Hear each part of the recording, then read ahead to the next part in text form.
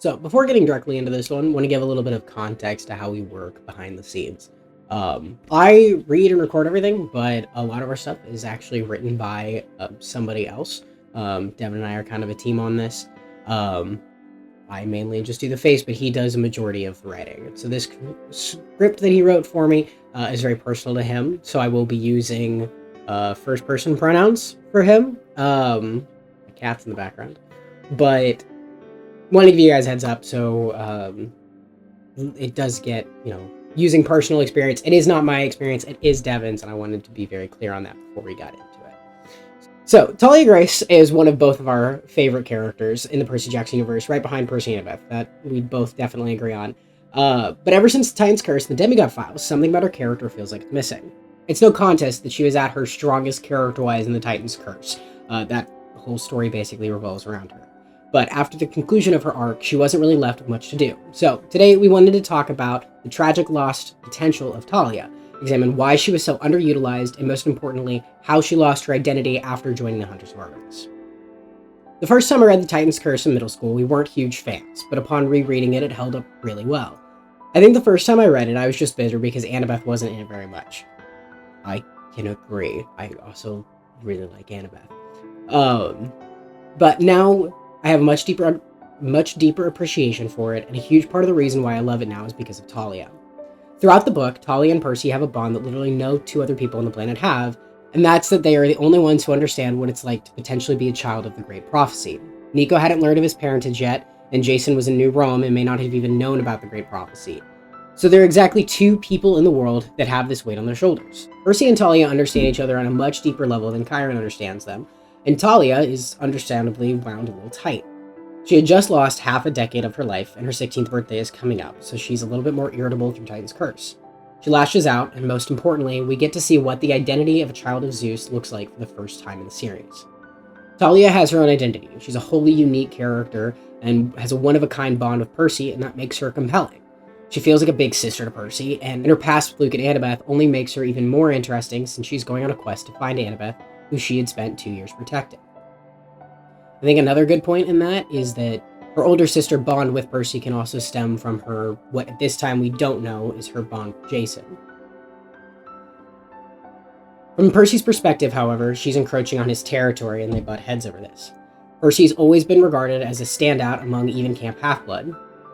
For 2 years, he's always been the believed child of the prophecy, the only child of the Big Three, and the one who broke into the underworld after knowing that he was a demigod for about 2 weeks. Now the campers are showing Talia more respect and reverence, and we can see this in the Capture the Flag game, where everyone gravitates towards Talia's leadership. She is a natural leader. She's well-spoken, tactically intelligent, and immensely powerful, so it's no wonder why the other campers should follow her, but thanks to Percy's perspective, we get to see her doubts and her fears.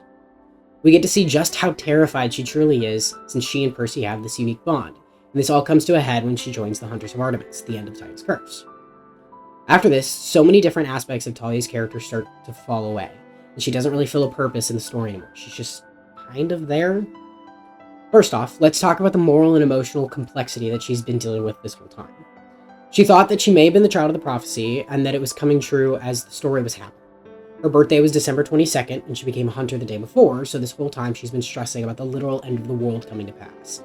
In the Demigod Files, she still has this confidence. She calls Persephone out on the creation of the Sword of Hades, and has absolutely no hesitation when it comes to facing down a goddess.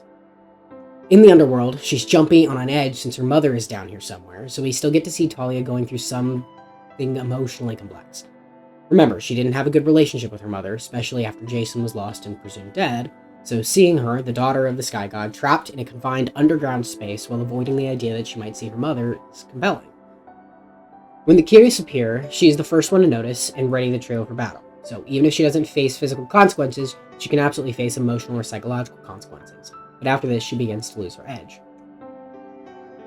Combat-wise, she's still formidable when we meet her in The Last Olympian. In the park, when Percy is fighting Hyperion, he sees lightning crackling in the distance and remarks that Talia must be doing her Daughter of Zeus thing, and she's right by his side when he meets Prometheus.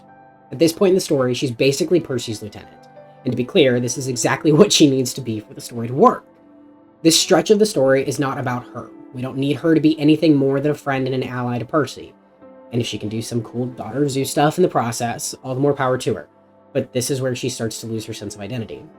Up until now, she's been her own distinct individual. But once she joins the Hunters, she begins to assimilate more of their traits and their approaches to situations. After the Titan's Curse, she starts carrying a bow more than a spear, and in The Lost Hero, she's almost entirely a hunter. We don't get to see the complexity that comes with being a daughter of Zeus anymore. We begin to see her just as another hunter. Any hunter or child of Apollo is gifted with a bow, but none of them can split the skies and summon tendrils of lightning. She's becoming less physically distinct, and her emotional challenges are getting smaller and smaller in her appearances through the Heroes of Olympus and the Trials of Apollo. Before Luke died, we never got a scene where she learned that he tried to poison her tree. We never got to see any of her adventures with the Hunters or why they're emotionally complicated, and we never get to see her find out that Jason had died. He dies in the Burning Maze, and when Apollo gets back to New Rome, Talia has already found out. Even Hazel got to respond more to Jason dying in the catacombs under New Rome. And yes, we know that Hazel obviously loved Jason, but Talia is his sister, and we never even really got to see her grieve. We think the most aggravating disservice to her was in the Tyrant's tomb, and it happens in a few stages. First, she never attended Jason's funeral, and this is because of the communication issues that the demigods have been having, which is understandable. We don't like it, but it's understandable. But later, Caligula, the one who killed Jason, lays siege to Fort Jupiter. For context, at this point, Lester has sent out a summons for Diana, the Roman form of Artemis, in the hopes that she would come help and protect the camp. When Caligula shows up, it's Frank that gets to enact his vengeance, and fittingly, he vaporizes Caligula, which is a fitting end to the character, and Frank is a great choice to be the one that gets to beat Caligula. It doesn't change the fact, however, that Caligula's army is still going to march on the camp, and even though Diana eventually shows up, we don't get to see Talia in battle. Even if she doesn't do much, these are the people who killed her brother. Just putting her on the battlefield and letting her cut loose would be incredibly cathartic, especially given how she didn't attend his funeral or punch Caligula. Instead, she shows up after the fact, and Lester says that she seems like she went through the first wave of grieving while he wasn't around. When they do talk, she forgives him, which is good, but she says she's had time to scream and throw things before the two of them met up. This is mentioned, but it's something that would have been much stronger if we had seen it. It's a very big hell don't show moment.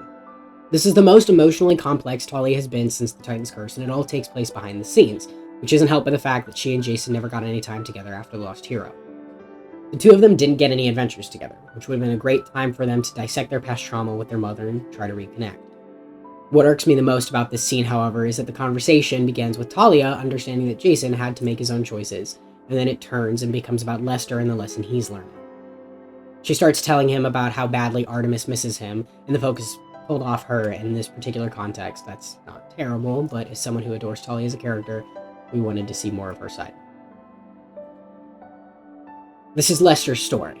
It's a story about Apollo learning how his godhood hurts mortals and demigods around him, and he's finally starting to understand that they're not as insignificant as he once thought. So for this story, the scene works. For a larger universe, however, that has so many different characters and threads, it feels like a disservice to Talia, who used to be such a great character, but now feels more like an afterthought. She doesn't really have a place in the story anymore, which is tragic, because she's an awesome character, that, in our opinion, needs more to do in order to capitalize on her potential. We do just want to iterate, however, that we love this series, and what happened with Talia needed to happen in order to bring Lester's story full circle. We just hope that sometime down the line, we can get Talia some more moral complexity and hopefully reinvigorate her character going forward. So, if there's any other topics you want us to talk about, be sure to let us know. We love this series, we love talking about this series with you, and we'd love for you to join in the conversation as well. Take care, friends. We'll see you around.